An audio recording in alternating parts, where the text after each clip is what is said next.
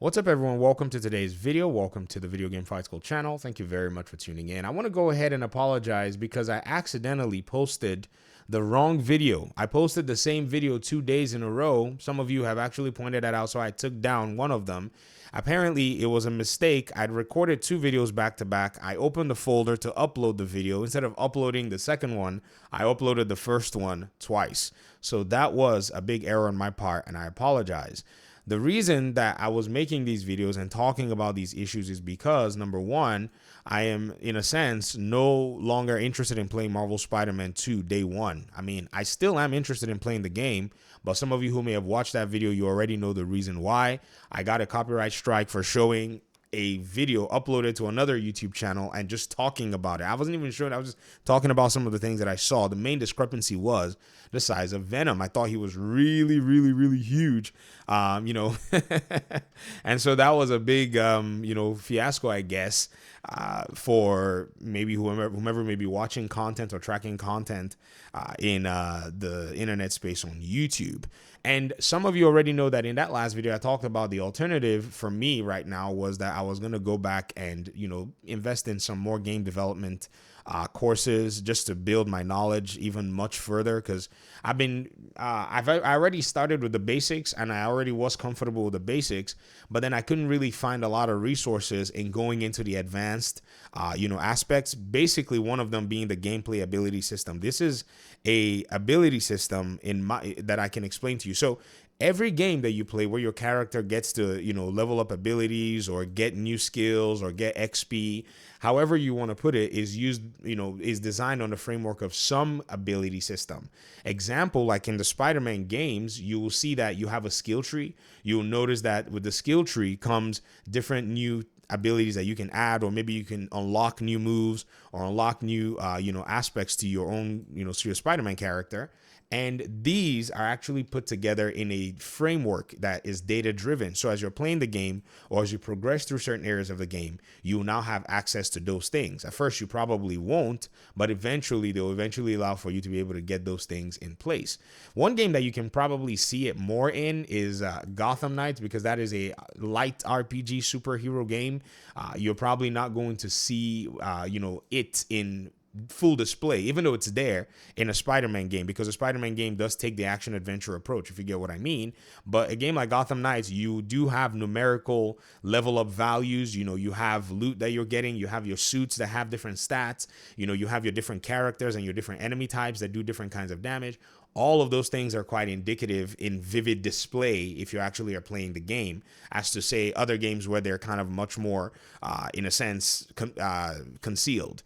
And so the gameplay ability system is a very powerful thing for anyone who wants to know development to actually kind of dabble their hands into. And I finally got my hands on one of these courses that's been cooking for such a long time. I told you about the one I got last in the last video, but here's another one from one of whom I think is my biggest influence in Unreal Engine overall. This is a gentleman named Stephen Ulibarri, and he's been teaching Unreal Engine courses from the C++ perspective for a very long time. So many other developers would teach you, Unreal Engine using blueprints, kind of start you out on the simple aspects, but he takes it to a whole different level. And this course has been cooking for, his community for a while. You could have subscribed to the course, on Patreon and so on and so forth. But, he basically would do that and kind of you get early access. But he has some really good courses out here that I think anybody who's wanting to maybe get into intermediate game development, game design needs to consider. And some of his courses that I've taken in the past include one of his very first courses that he did here, which is just an action RPG game on Unreal Engine 4. I remember taking this. It's just an Unreal Engine 4 C++ game developer course. Really opened my eyes to a lot that goes into game development. It was such a cool course and I enjoyed it. And by the way, you're not going to pay $109. Just Udemy does sales every time. You can buy this thing for like $8, $10, or $20. Like, this is not, sure, if you want to spend $109 to support the creator, I think the course is worth that much, to be very honest, because the other course I paid for is going on $250, basically collector's edition money for Spider-Man. But, this course is nothing. Now, he's released this gameplay ability, system using a top-down RPG. It's very detailed, very cool.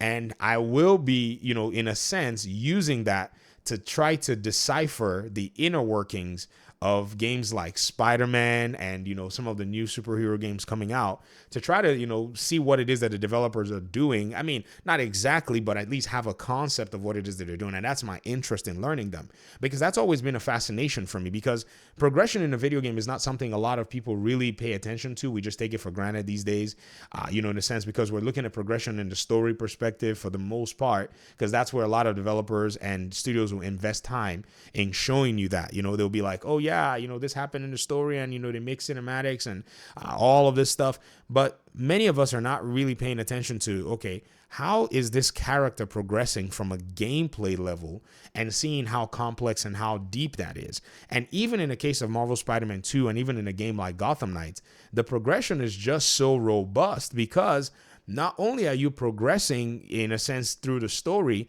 the characters, both of them, Peter and Miles, are now going to have unique progressions that is going to stand out for each, you know, each one of them. So this is going to be very interesting to see. Another thing too is a game like Gotham Knights has 4 knights, and each knight, you know, uses one ability pool to be able to level up most of their abilities. But then they also have little specifics that they must do individually to be able to get, you know, some of the abilities themselves. So these are things that are very unique in video games that we don't necessarily talk about. Even if you look at, say, the Arkham games, you know, the way maybe, say, Spider-Man approaches some enemy class, right? And they're like, well, you've reached this enemy class, so now you can do this to be able to dodge this attack. That's Batman, you know, gaining an ability in real time, but they're just not showing you. They've masked it in progression in a way. So this is going to give you a bigger appreciation for video games if you were to ever dabble into it. This is why many of you will say, oh, it seems like you're defending developers and blah, blah, blah.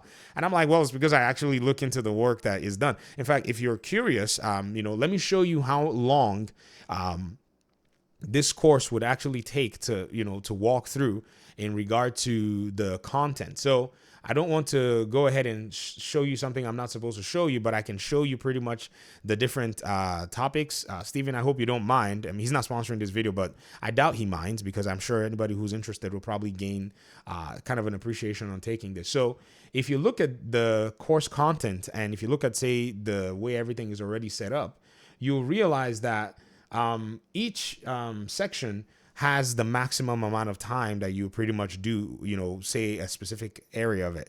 So the setup and all that, this is stuff that I already know. And then setting up attributes, I already know how to do this because I've been looking into this. But you can notice that the total is basically, these areas are like 1 hour, 2 hours, 3 hours, 3 hours, 2 hours, 4 hours, 3 hours, 3 hours, and 1 hour, 4 hours, 4 hours, 2 hours, 3 hours, 1 hour. I mean, the total time that this course is going to take you when you actually go on Udemy and try to calculate is, you know, I mean, I'm talking 74 hours in length, and you will make mistakes. You will have to debug. So this is days and days and days and days of doing this hands-on and learning, because he explains very well and very clearly why you're doing things. You will be a developer after this stuff. There's no doubt about that. Like, his courses make you, and most of the courses like this that you'll see around, they make a developer out of you, a game developer. So I think this has been, to me, a very rewarding experience in trying to see this. And so, you know, I think, like I said in my other videos, the not playing Spider-Man 2, many people might have said, well, you know, this seems like, you know, you're being petty or whatnot. Not really. I mean, there's a side of me saying, you know, I don't want to deal with this because Sony gave me a copyright strike, but there's a side of me wanting to just go and learn the back workings and be much stronger with that. That's just pretty much what it is I want to invest time in. And I think don't you think it's more worthwhile if we as a community can kind of get a better idea and a better picture as to the inner workings of these video games, thereby leading to a much more appreciation of the game? Because I don't see a video game right now anymore. I mean, even people may say things like, you know, Starfield has all these loading screens, and I'm like, yeah, I get it. You think loading screens, you know, are such a bad thing, but many of you don't realize that every video game would approach its loading very differently. And at the end of the day, loading is supposed to achieve one thing. I've said this in many videos. People have said, you know, but it takes away immersion from the game. Ladies and gentlemen, immersion is touching grass. I know it sounds crazy, but, you know, you cannot expect the video game to give you all the real world experience that you should just go get by being in the real world. sometimes you make a product and the product just has to be functional more than anything else, if you get what I mean. And so for many, this has not deterred their enjoyment of Starfield. I know a game, people have said, oh, but it's a next-gen game. Dude, we play Mortal Kombat 1, and that thing has worse loading than Mortal Kombat 11 that came out last year. And no one in the MK community has said this has been a deterrent for them. They've complained about it, but you're not going to see them whine the way people are whining about Starfield, even though the one in MK is busted because the progression sucks. It would destroy your progression because it's not loading very well. If you're trying to load on a match, it would then tell you, oh, you know, this person has left or you've left, and now you lose points in your Combat League progression because this loading screen basically does not, you know, load and generate the parameters, which is the player, the stage, and all the other things. So you guys have Starfield that has a loading screen, but it's polished in the way that it will load and give you, you know, your progression stamp, basically, you know, way it is that you stopped. But then you have Mortal Kombat 11, it's a more expensive game that its loading is busted. And people are whining. And this is what I was saying. I said, this loading screen thing, people are going to play loading screen games and not whine the way Starfield is whining. And I said those in my videos, well, in comments of people, and they thought I was being silly. Well, here we are, because that is just a game logical mechanic to be able to load new areas. Whether they use cinematics or cutscenes like what you just saw just now, many of you didn't even see it. You know, they may use like some kind of interesting way to do it. Maybe like, you know, Spider-Man, he runs out of a window. You know, look, they put this little marker here, right? This is loading right here. When you hit the button, oh, look, something is loading on the background while he's there looking at this. And oh, there's a Roxxon jet coming. Oh, I better go. This is all loading because you can't control anything. The parameters are loading at the back. It's just a different way to do things. And I strongly believe that if more, you know, gamers out here would just watch a YouTube video on how this stuff is done, they'll be able to kind of see things from a logical and practical perspective. Practicality is what get games released more than anything else. I know, you know, you've played some other game that you thought, oh, this game did it this way and this other game should do it that way. But at the end of the day, it's what's practical that will give you a video game. But anyways, that's a huge rant. I want to get out of your hair. Thank you very much for watching the video. I appreciate you guys so much. I'm looking forward to Spider-Man. I'm looking forward to analyzing its mechanics. That's what I do. I love analyzing game mechanics for video games, especially dynamic ones like these. So we'll talk soon. Appreciate y'all. Peace out.